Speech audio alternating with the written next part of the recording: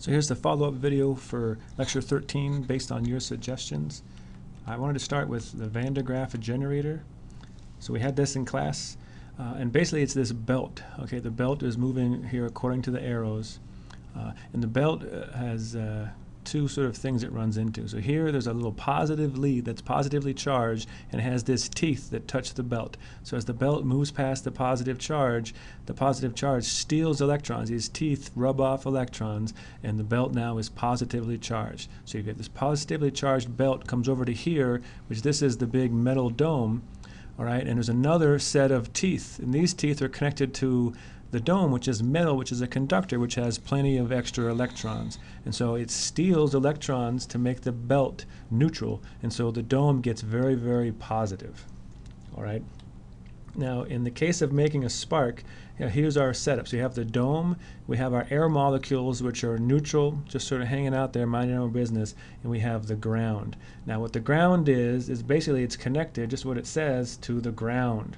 Okay, so to the dirt outside or something like that. And basically it's connected to the earth, and so the earth is this source of infinite number of electrons. The earth can either take in electrons or expel them, and so that's what a ground does. And so it's basically an infinite source of electrons. Now as this Van de Graaff generator charges up, positively charged, okay, this ground is going to basically have a bunch of electrons that it pulls from the earth that are over here that are excited because of that positive charge. And what that does is it creates an electric field.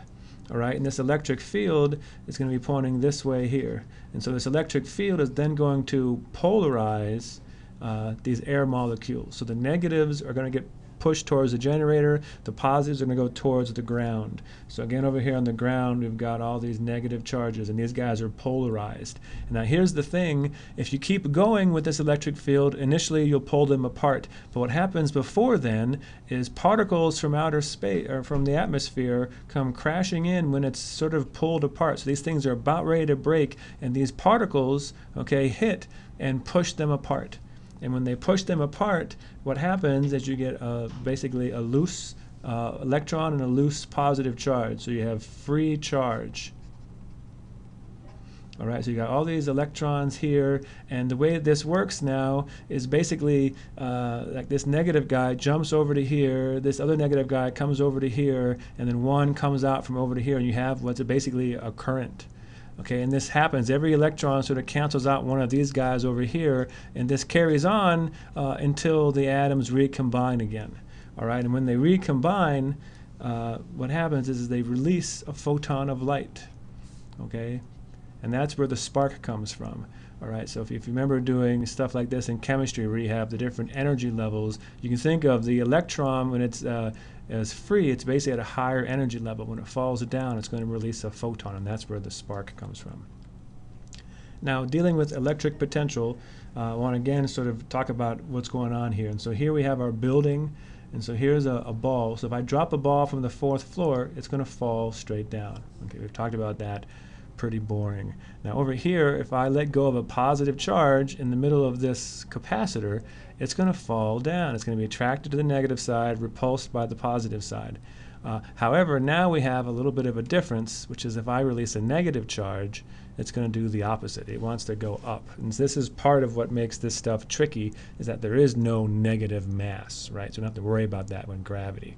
So here's our summary. We break the summary down to force and energy, and then field and potential. So with force and energy, if I have a positive charge here, positive charge feels the force in the direction of the E field.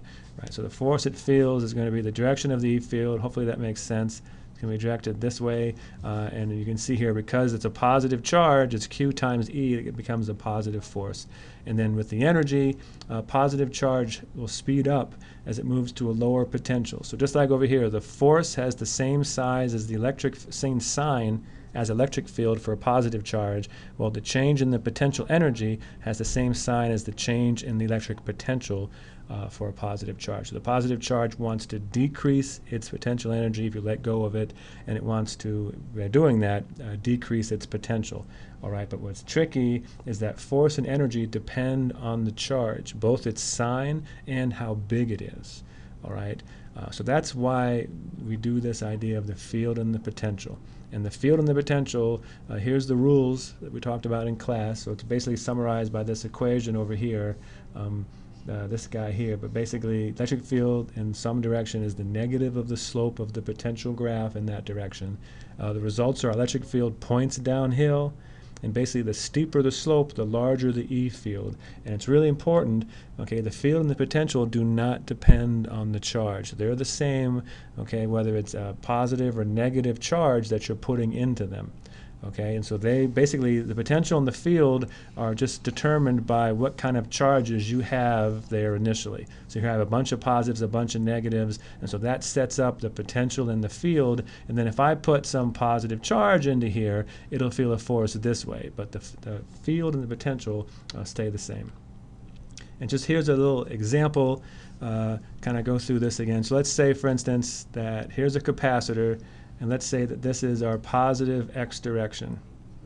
Okay, positive x direction. We'll call this to be distance of 0. We'll say that over here it's 2 meters long. And we'll say we have an electric field, okay, electric field vector of, let's say it's 120 volts per meter, and that's in the positive I direction or the positive x direction.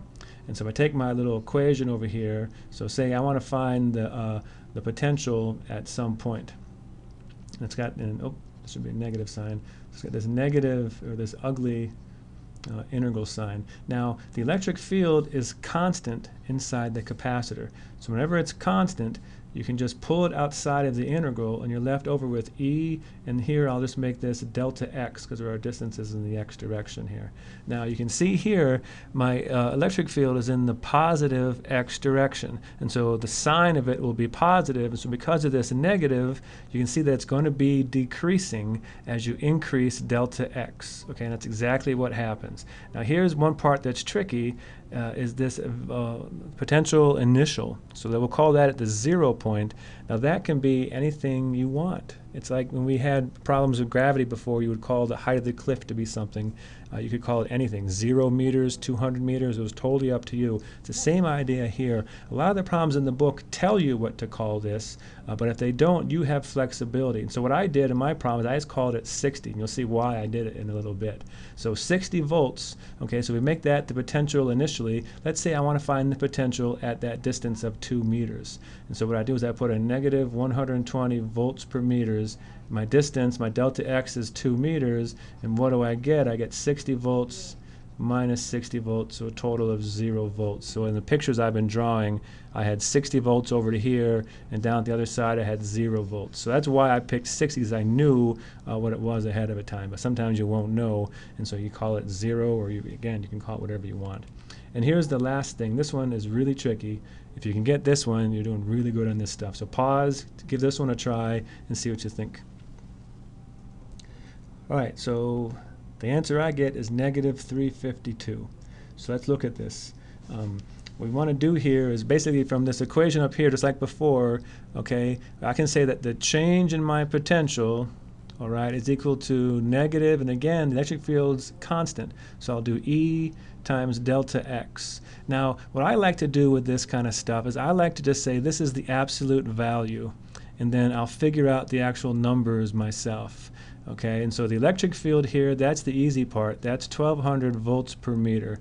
Now, the delta x, you got to figure out by looking at this picture. So I'm going to try to draw as best I can equal potential surfaces. So here's one equal potential surface, and here's another over here. Okay, and so in the problem it tells you that this distance here is 5 centimeters. But the problem is I want to find this distance. This is the distance in between equal potentials. This is where the electric field is actually changing. And so this distance would be 5 centimeters times cosine of this angle, which this angle is just that 30-degree angle. So it's 5 cosine of 30. And when I plug that in, I get 4.33 centimeters, which would be 0.0433 meters. And when I do this, if I round up a little bit, I get that the change between these two guys is 52 volts. All right, and so now you just sort of set up a little equation and say something like this here.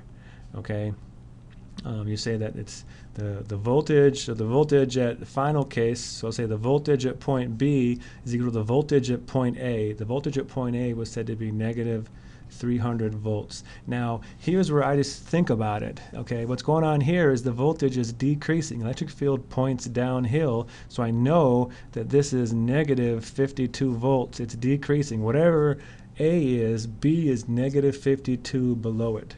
All right, and so when I figure this all out, I get negative 352 volts. All right, thanks.